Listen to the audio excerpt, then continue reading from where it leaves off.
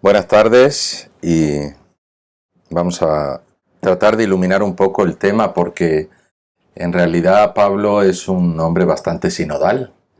Entonces, en el tiempo que tenemos, pues simplemente apuntar algunos elementos que seguramente son de su interés en esta tarde. Agradecer la invitación y felicitar también a toda la red de librerías paulinas que fomentan al modo paulino este caminar juntos, que es sínodo. El punto de partida en esta tarde debería de ser el concepto de sínodo, que todos lo tenemos tan escuchado a lo largo de este tiempo, porque es una palabra que no aparece normalmente en el Nuevo Testamento. Aparece en el Evangelio de Lucas, sinodía, que es que Jesús caminaba en compañía de otros, pero no aparece el término, por tanto el término no lo vamos a encontrar en San Pablo. Pero, como bien saben, en los documentos de preparación a este periodo sinodal que hemos empezado, el sínodo de los sínodos, porque es un sínodo sobre el sínodo, sobre nuestra forma de caminar juntos, pues les decía que en este documento sinodal se nos dice de entrada que el sínodo no es, podríamos decir, una teoría o un concepto intelectual que nosotros tengamos que aprender, sino que es fundamentalmente una forma de ser en la Iglesia, o una forma de ser de la Iglesia. Por tanto, estamos en una realidad mucho más profunda. No es que yo me tengo que aprender una serie de conceptos y a partir de ahí voy a vivir, sino que tengo que hacer propias una serie de actitudes porque naturalmente, y subrayo lo de naturalmente, esta es la forma de ser de la Iglesia. Entonces se trata de recuperar esa forma de ser que, como bien indica la misma palabra sínodo, significa caminar juntos, caminar con otros o hacer camino con alguien, en compañía de, literalmente. Les decía que en Pablo no vamos a encontrar concretamente el término sínodo, pero sí vamos a encontrar esta forma de, en los orígenes del cristianismo, de crear iglesia en comunión, en participación y en misión. Antes de entrar directamente en algunos textos paulinos, que es lo que nos va a permitir el tiempo, y teniendo claro que esto toca una forma de ser iglesia, el documento de preparación al sínodo que hemos trabajado en todos los ámbitos eclesiales, ¿no? Nos invitaba o nos ponía como dos fundamentos bíblicos. En realidad nos invitaba inicialmente a mirar la predicación de Jesús y quiénes eran los actores en la predicación de Jesús. Es decir, quiénes eran los destinatarios de la predicación de Jesús. Nos decía los pobres, los enfermos, los discípulos. Y se hablaba también incluso de un cuarto actor. No sé si han leído el documento, pero merece la pena leerlo porque dicen siempre hay aquellos que ponen impedimentos a la misión, que también entran y hay que contar con ellos dentro de la misión eclesial y del caminar unos con otros, ¿no? Y el segundo texto que proponían estaba tomado del libro de los Hechos de los Apóstoles y era la conocida normalmente como la conversión de Cornelio por parte de San Pedro, a quien también celebramos hoy. No vamos a dejar tampoco porque estemos en Paulina, no vamos a dejar de lado, ¿no? Pero la conversión de Cornelio por parte de San Pedro. Y el documento dice una cosa muy interesante. En realidad la conversión es recíproca, porque el contacto con el Cornelio, que es una autoridad romana, obliga a Pedro a salir de su propio mundo y a entrar en una dinámica nueva de evangelización y a aceptar y a acoger a alguien que no pertenece al pueblo judío. Y Cornelio, por su parte, acoge la palabra y el mensaje por parte de Pedro. Por tanto, hay siempre en el caminar juntos, el tema de la conversión es un tema que es una especie de boomerang.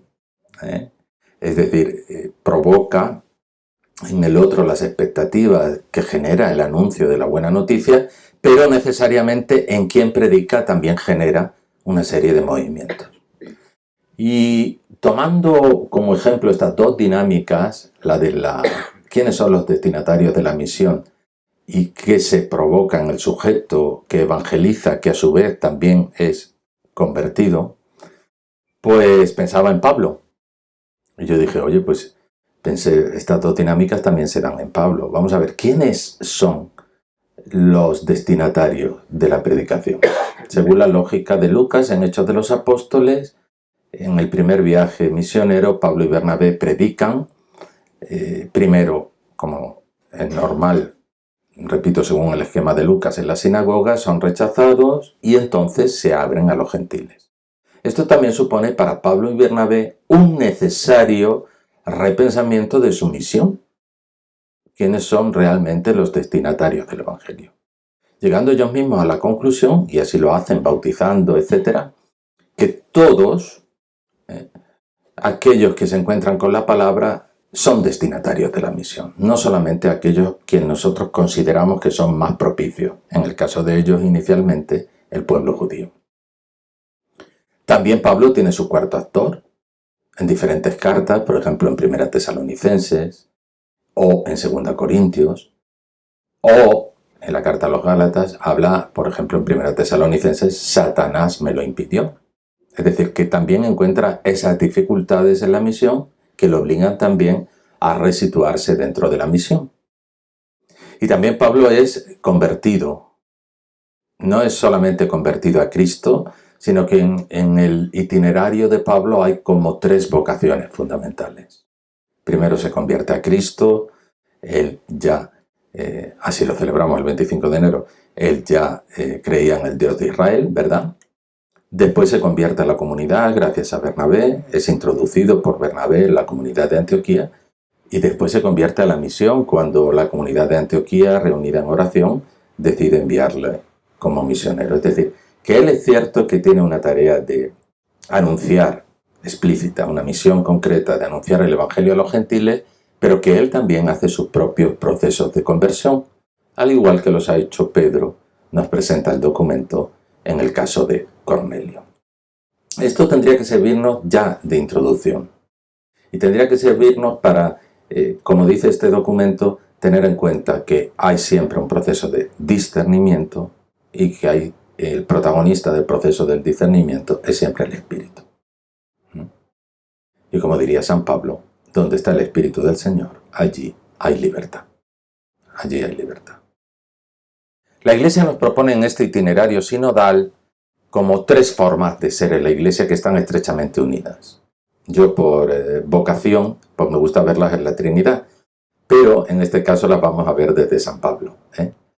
La comunión, la participación y la misión, que vuelvo a subrayar y no me voy a cansar, de que son formas de ser en la Iglesia, que en realidad son formas, ahora como está de moda el concepto, inclusivas, son formas necesariamente que obligan a ponerte en el lugar del otro, son formas que hablan de apertura a, y el documento sinodal también insiste en esto, preparatorio, ¿no? Son formas que te obligan a preguntar a otros que no creen qué es lo que piensan de la Iglesia, ¿no? Vamos a ir entonces haciendo un pequeño paseo por estas 3 formas de ser desde las cartas de Pablo. La primera de ellas es la comunión. Todos sabemos lo que es la comunión. Comunión en griego se dice koinonía, pero Pablo utiliza el término koinonía o el término comunión explícitamente para hablar de la necesidad de atender a los pobres, concretamente a los pobres de la iglesia de Jerusalén. Es decir, para Pablo el concepto de comunión tiene un carácter mucho más social, de compromiso social, que para el autor de la primera carta de Juan, donde la koinonía significa la participación a la vida divina, de la cual somos receptores y de la cual somos mediadores para otros. Pero bien, eso no quita nada a Pablo, No creamos que porque sea Juan más espiritual en esto, pues desdice de Pablo. Pero la comunión, fundamentalmente en Pablo, aparte de esa dimensión social de solicitud por los pobres de la Iglesia de Jerusalén, que tiene como modelo fundamental el método de la colecta, también tiene un espacio muy importante a la hora de redescubrir cuál es el lugar carismático de cada uno en la comunidad. Y como saben perfectamente, la carta por excelencia, donde se recolocan los carismas y donde Pablo hace su propia escala de importancia de los carismas, es la primera carta a los Corintios. Un carisma es un don del Espíritu para el servicio de la Iglesia. Y como don del Espíritu para el servicio de la Iglesia, el interés de Pablo es primero discernirlos y después que realmente sean para el servicio de la comunidad.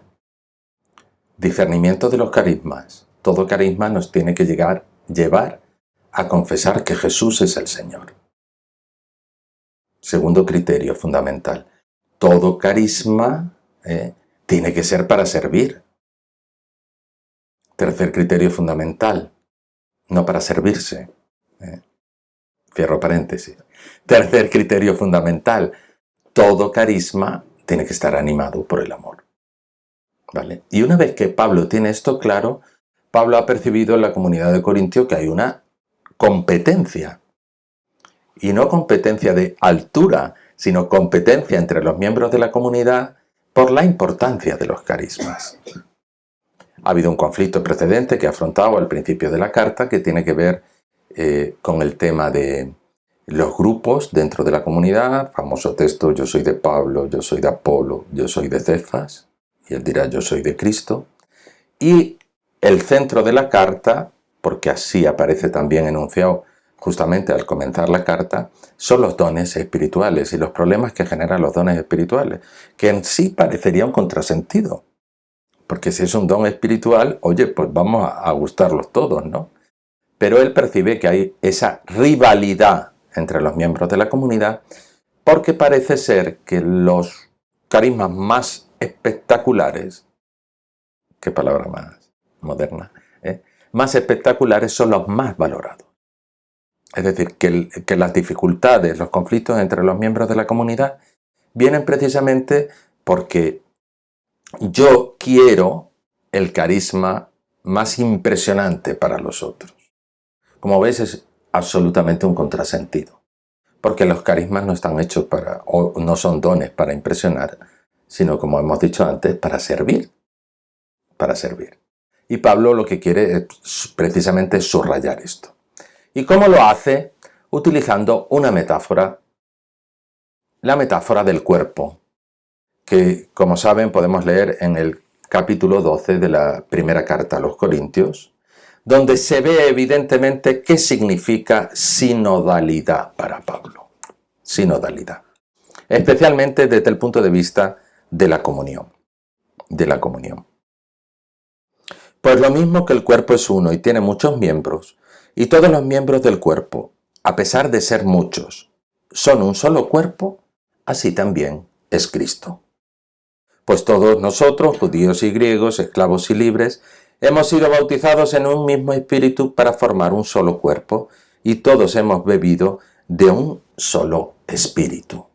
Es decir, lo que está diciendo es que hay un origen trinitario de los carismas, y que a partir de este origen trinitario se configura la comunión, participación y misión de la Iglesia. Y él desarrolla la metáfora. El cuerpo no lo forma solo un miembro. Esta es una frase que debería de ser ya de por sí explicativa de todo lo que significa caminar juntos. Sino muchos. Si dijera el pie, puesto que no soy mano, no formo parte del cuerpo, ¿dejaría por eso de ser parte del cuerpo? Es decir, que cada uno tenemos un ministerio eclesial. Y no es más importante un ministerio que otro, pues todos tienen el mismo origen, hemos leído. Lo singular aquí es que si yo no realizo el ministerio para el que he sido situado en la iglesia, nadie lo va a realizar, porque el pie no puede hacer de mano, ni el ojo puede hacer de oído. Luego, no se trata de rivalizar en cuanto a importancia, sino de tomar conciencia de cuál es nuestro lugar en la iglesia y ponernos al servicio de ella. Y si el oído dijera, puesto que no soy ojo, no formo parte del cuerpo, ¿dejaría por eso de ser parte del cuerpo? Se pregunta Pablo. Si el cuerpo entero fuera ojo, ¿dónde estaría el oído? Y si fuera todo oído, ¿dónde estaría el olfato? Todos, principio fundamental para Pablo, todos somos necesarios. Y cada uno hemos de vivir nuestro don del Espíritu para el servicio de la comunidad eclesial. Pero llega un punto, Pablo, donde va un poquito más allá a la hora de desarrollar esta metáfora. Y dice, igual que hay diversidad, y en realidad el cuerpo lo configura la pluralidad de miembros, donde cada uno ejerce una misión, que así es la Iglesia, del mismo modo, ningún miembro del cuerpo puede decir a otro, no te necesito. Lo dice precisamente afrontando, como les comentaba, la problemática que tienen en Corinto, pero me resulta muy interesante. Es decir, no se pueden despreciar los carismas en una iglesia que se dice sinodal. No se pueden despreciar las funciones. Al contrario, es necesario el reconocimiento. Por lo tanto, dirá Pablo, el ojo no puede decir a la mano, no te necesito. Y la cabeza no puede decir a los pies, no os necesito. Este es el segundo momento. Cada uno tenemos un carisma diferente en la iglesia. Hay, insisto, diversidad, pero unidad, porque todos tienen un mismo origen. Ningún carisma que sea auténtico se permite prescindir de otros dones del Espíritu. Y tercera parte, ¿qué miembros del cuerpo cuidamos más? Aquellos que son más débiles. Como siempre para Pablo esto es el punto de mira de Pablo para fomentar la comunión dentro de la comunidad, es poner la atención a los más débiles. Lo dirá también en la carta a los romanos, recuerdan, la famosa expresión, nosotros los fuertes tenemos que sobrellevar las cargas de los débiles. Pero también se lo dirá a los corintios en los capítulos dedicados a qué hacer con la comida sacrificada a los ídolos, ¿no? Que renuncien los más formados en favor de los menos formados. Es decir, entre comillas, y entiéndanme bien la expresión, los privilegiados en la comunidad han de ser los débiles, aquellos que valoramos menos en este caso. Y por eso lo dice, sino todo lo contrario, los miembros que parecen más débiles son necesarios, porque son miembros y forman parte del cuerpo. Y los miembros del cuerpo que nos parecen más despreciables, los rodeamos de mayor respeto, dice Pablo. La imagen no es original de Pablo, ya lo sabemos, esta imagen ya existía dentro del mundo grecorromano, pero hay una cosa muy interesante de la forma de sinodal y de evangelización de Pablo, que lo que ha hecho ha sido tomar una metáfora característica o conocida por sus interlocutores e interpretar desde ella esta imagen de comunión, que yo creo que es una imagen por excelencia sobre la comunión. Si un miembro sufre, ya le decía yo a Paqui, todos sufren con él. Si un miembro es honrado, todos son honrados con él. Fíjense, esto es la comunión, la verdadera comunión. Esto es caminar juntos para Pablo. En realidad, se defiende la diversidad, se reconoce la unidad, pero a la vez descubrimos esta pluralidad de dones que hay en la Iglesia. Y tenemos que descubrir también cuál es, por eso el discernimiento, y el actor principal del discernimiento es el Espíritu, cuál es nuestro lugar en la Iglesia siendo participativos. Entramos así en el segundo la segunda forma de ser a la que nos invita el documento, que es la participación. A ver, participar no es asistir. Eso lo sabemos todos de entrada.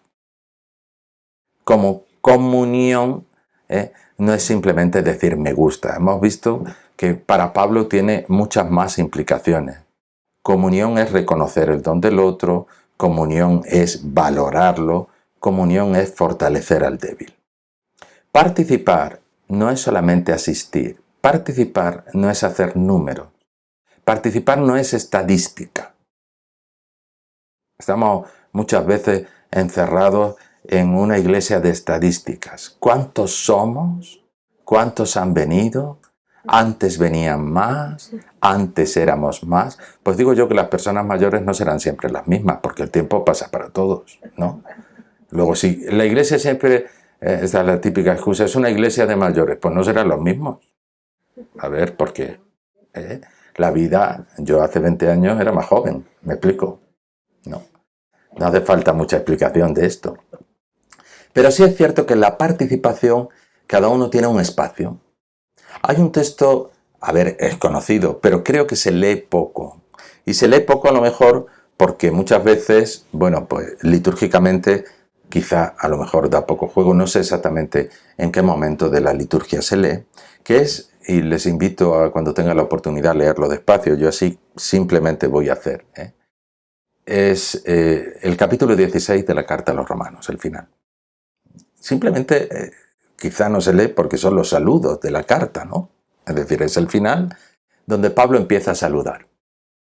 Es decir, hablar de Pablo y de misión paulina es hablar de participación necesariamente.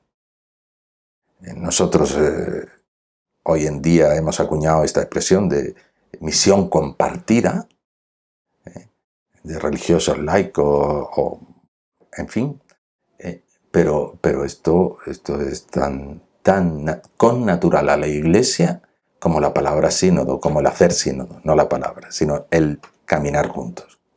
Ya saben que es un concepto que ya, insisto, es natural en la vida de la Iglesia. Por tanto, hablar de Pablo es hablar de colaboradores de Pablo. ¿Quién nos recuerda a Priscila y Áquila? Que participaban de la misión paulina, vamos, para él, no solamente desde el punto de vista económico, porque es verdad que eran sus jefes, así hablando entre nosotros, ¿no? En Corinto son quienes le contratan, pero se desplazan con él a Éfeso y fundan con Pablo la iglesia de Éfeso. Y en el momento en que Pablo escribe a los romanos, ya de Éfeso se han ido a Roma y tienen su propia casa, ¿no? Por decir algunos, pero si van a la carta a los romanos, insisto, al capítulo 16, encuentran aquí un elenco de personas muy curioso, que participan activamente, no que asisten, sino vamos a ver qué nivel de compromiso hay. Dice, os recomiendo a Febe, ya de entrada. Nuestra hermana, que además es servidora de la iglesia que está en Cencreas. Sobre el rol de Febe en la iglesia de Cencreas, que es la iglesia que se encuentra en el puerto de Corinto, es muy discutido porque en realidad el término utilizado, como saben, es diácono, diaconisa, en realidad que ejerce un ministerio diaconal en la iglesia. Por tanto, participación dentro de esta comunión eclesial, dentro del cuerpo, con un ministerio específico. Y Pablo la recomienda, ¿por qué? Porque seguramente es Febe la que lleva la carta de Pablo a los de Roma. Dice, recibidla en el Señor de un modo que sea digno de los santos y asistidla en cualquier cosa que necesite de vosotros. Pues también ella, participación, ha sido protectora de muchos e incluso de mí mismo. Inmediatamente después de Febe, con este ministerio eclesial, dice Pablo, saludad a Priscila y Áquila, que ya están en Roma, como les he dicho, mis colaboradores en la obra de Cristo Jesús, que expusieron sus cabezas por salvar mi vida. Esto no es asistir, esto es mucho más. No soy yo solo quien les está agradecido, sino también todas las iglesias de los gentiles.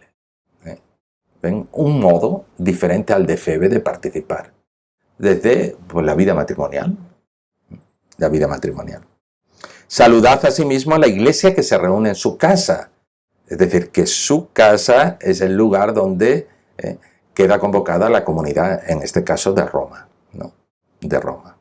La Domus Ecclesiae es la casa de Priscila y Aquila.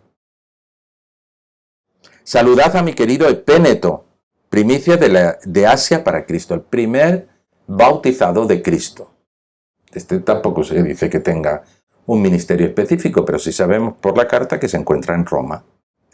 Seguramente formará parte de una de, al menos en estos saludos, aparecen 5 comunidades en Roma. Y comunidades integradas por gente que tiene cada una un rol, un espacio, un ministerio. Pero vemos cómo todos participan a la misión de Pablo y, como leeremos más adelante, también del resto de los apóstoles. Saludad a María, que con tanto afán ha trabajado en vuestro favor. A mí me resulta muy curioso, no voy a hacer ahora el día de San Pablo líos con esto, pero me resulta muy curioso, porque cuando hablan de los textos paulinos, donde se puede percibir una cierta dificultad con las mujeres o indicaciones que pueda dar Pablo, etc., uno se va a Romanos 16 y aquí indistintamente hay hombres y mujeres que participan en la vida de la iglesia. Y yo sinceramente, a lo mejor soy muy torpe, pero que me expliquen qué dificultad está planteando Pablo cuando habla de una o cuando habla de uno. Pero bueno, cierro paréntesis y vamos a ver a María, ¿qué ha hecho? María, que con tanto afán ha trabajado en vuestro favor. Que es alguien que estaba en Roma y que sabe que es servidora de esa comunidad y que se ha empeñado y se empeña desde su carisma al servicio de la comunidad. Saludad a Andrónico y a Junia, mis parientes y compañeros de prisión, con Pablo, que son ilustres entre los apóstoles y además llegaron a Cristo antes que yo, dice Pablo. Parientes suyos que han conocido a Cristo antes que él, que han compartido la misión y que tienen un reconocimiento, podríamos decir, apostólico, ilustres entre los apóstoles. Saludad a Ampliato, a quien quiero en el Señor. Esto sería para otra charla, los afectos de Pablo, porque lo vemos siempre tan serio, pues no, este hombre también quiere. A quien quiero en el Señor, ahora querrá más gente, un poquito más adelante. Saludad a Urbano, colaborador nuestro en la obra de Cristo, a mi querido Estaquio. Saludad a Apeles, acreditado en Cristo, a la familia de Aristóbulo, a Herodión, mi pariente. De la familia de Narciso saludad a los que están en el Señor. Saludad a 2 hermanas posiblemente, Trifena y Trifosa, que han trabajado afanosamente en el Señor. A la querida Pérside, que ha trabajado con mucho afán en el Señor. Aquí un personaje muy sugerente, su madre. A Rufo, elegido en el Señor, y su madre, que es también, dirá Pablo, madre mía. Seguramente este Rufo es el que menciona Marcos en su Evangelio, Simón, el padre de Alejandro y Rufo, es decir, el hijo de Simón de Cirene. Y posiblemente esta mujer no es otra que la mujer de Simón de Cirene, a la que Pablo se apropia como madre, que es también madre mía. Saludad a Síncrito, Flegón, Hermes, Pátrobas, Hermas, y a todos los hermanos que están con ellos, a Filólogo y a Julia, a Nereo y a su hermana, y a Olimpas y a todos los santos que están con ellos. Fíjense la riqueza de destinatarios de una comunidad que no ha sido fundada por Pablo. Lo que pasa es que tiene la singularidad que es el centro del imperio, la capital del imperio, donde Pablo va a ir por primera vez, y la carta a los romanos es una carta de presentación del evangelio que él predica, y donde ya tiene esta participación sinodal, nunca mejor dicho, donde cada uno tiene un rol, no solamente, si se han fijado, para la comunidad de Roma, sino para la iglesia en general, para la gran iglesia, para la gran iglesia. El tercer elemento que conviene destacar en clave sinodal, o interpretando, leyendo, mejor dicho, la sinodalidad desde Pablo, es el tema de la misión. Pero, a ver, hablar de Pablo y hablar de misión, eso sí que es connatural. Eso sí que es connatural. Pablo, saben que es un misionero incansable. Él, en las tradiciones, sea suyas de las cartas, sea lucanas, enseguida le asignan unos destinatarios muy específicos. Apóstol de los gentiles. Apóstol de los gentiles. No podemos entrar ahora a comparar la misión de Jesús y la misión de Pablo, pero sí hay un texto que a mí me parece que nos puede iluminar mucho, incluso a animar, ¿no? Animar. ¿Qué es lo que siente Pablo por la misión? ¿Simplemente un encargo que ha recibido? Simplemente, me explico. ¿Es solo un encargo que ha recibido de Jesús, su misión? ¿O es para él, como les decía yo antes, connatural? Si van al capítulo 9, siempre de 1 Corintios, en el versículo 16, pueden leer. El hecho de predicar no es para mí motivo de orgullo. No tengo más remedio. Y ay de mí si no anuncio el Evangelio. Si yo lo hiciera por mi propio gusto, eso mismo sería mi paga. Pero si lo hago a pesar mío, es que me han encargado este oficio.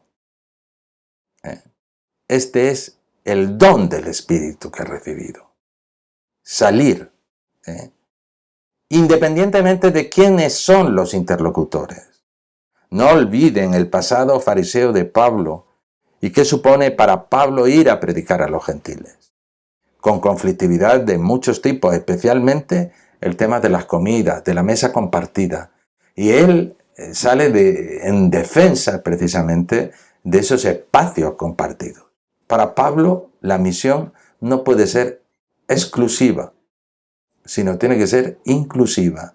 Recuerden la carta a los Gálatas, recuerden el choque con Pedro en la iglesia de Antioquía y, cómo no, el llamado famoso concilio, ya como estamos con el tema, sínodo de Jerusalén, donde Pablo reivindica los derechos de aquellos a los que ha sido enviado a predicar el Evangelio. Entonces se pregunta Pablo, ¿cuál es la paga? Precisamente dar a conocer el Evangelio, anunciándolo de balde, sin usar el derecho que me da la predicación del Evangelio. Por tanto, no tiene más remedio, ay de mí, si no predico el Evangelio. ¿Y qué implica para Pablo predicar el Evangelio? Para Pablo predicar el Evangelio o su misión pasa por desplazarse, ir a las comunidades, escribir, trabajar con sus propias manos y mostrar, porque yo creo que esa es la síntesis de la misión paulina, la fuerza de Dios en medio de la debilidad humana. En medio de la debilidad humana. Hay un texto que para mí es muy emblemático, muy emblemático. Le llaman el texto del loco, el texto del loco. Dice, de alguien así podría gloriarme, 2 Corintios. Pero por lo que a mí respecta, solo me gloriaré de mis debilidades. Aunque si quisiera gloriarme, no me comportaría como un necio, como un loco. Diría la pura verdad. Pero lo dejo para que nadie me considere superior a lo que ve u oye de mí. Me he convertido en loco, vosotros me habéis obligado. Hablad a favor mío. Perdonad, que quiero encontrar precisamente aquí. Dice, voy a decir un disparate, mucho más. ¿Que son siervos de Cristo? Mucho más yo. Más en fatigas, en cárceles, muchísimo más en palizas y frecuentemente en peligros de muerte. De los judíos he recibido 5 veces los 40 azotes menos unos. 3 veces he sido azotado con varas. 1 vez he sido lapidado. 3 veces he naufragado y pasé una noche y un día en alta mar. ¿Cuántos viajes a pie? cuántos peligros de ríos, peligros de bandoleros, peligros de los de mi nación, peligros de los gentiles, peligros en la ciudad, peligros en despoblado, peligros en el mar, peligros entre falsos hermanos. Trabajo y agobio, sin dormir muchas veces, con hambre y con sed, a menudo sin comer, con frío y sin ropa. Y aparte de todo, la carga de cada día, la preocupación por las iglesias. ¿Quién enferma sin que yo enferme? ¿Quién tropieza sin que yo me encienda? Si hay que gloriarse, me gloriaré de lo que muestra mi debilidad. Ese es el núcleo de la misión paulina. El núcleo de la misión. Por tanto, una misión que, como hemos dicho, es una misión compartida, pero es una misión que, como ven, es integral. Integral, porque abarca toda la totalidad de su vida, su salud. Yo creo que el itinerario y la propuesta paulina, en clave sinodal, podría ir por aquí. En primer lugar, tomar conciencia de que Él lo dice, Dios ha elegido vasos de barro. Y con esos vasos de barro ha configurado su iglesia. Y ha enriquecido siguiendo la imagen paulina, estos vasos de barro con dones. Con dones espirituales que llamamos carismas. Y que estamos llamados a comunicarnos para formar realmente la iglesia. La fuerza de estos vasos que son quebradizos, que son de barro, radica en el espíritu que los habita y en la necesidad que tenemos unos de otros. ¿Hay dificultades en el ministerio? Pablo las acaba de presentar. Antes les hacía referencia a ese cuarto actor. Él dice que no puede ir a visitar a la iglesia de Tesalónica porque Satanás se lo impide. Y cuando habla de su naturaleza física, dirá que tiene un aguijón en la carne. Una realidad que la abofetea, ¿no? Que le hace sufrir. No sabemos exactamente y no podemos poner nombre. Entonces la metáfora es mucho más elocuente. Pero para que vean cómo Dios se sirve de hombres al estilo de Pablo y mujeres para generar comunión, para generar participación y para la misión del Evangelio. ¡Ay de mí si no predico el Evangelio! ¿Qué expectativas tengo?